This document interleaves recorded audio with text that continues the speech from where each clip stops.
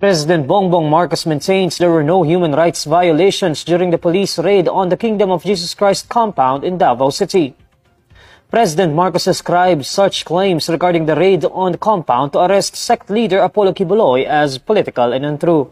I think what they're talking about is political na yan.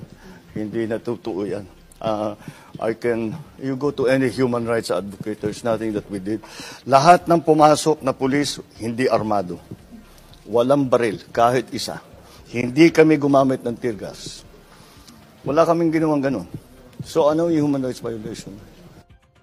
According to Marcos, the intent of sending around 2,000 policemen to raid the 30-hectare Kingdom of Jesus Christ compound was the only way to maintain peace. Marcos also notes that he does not understand why Kibuloy is using his supporters to resist being arrested.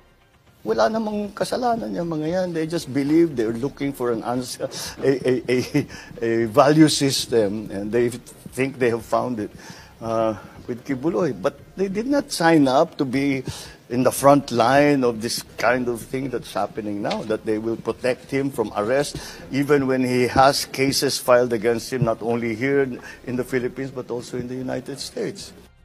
The operation, which began on August 24, was part of another attempt by the police to serve the arrest warrant against Kibuloy.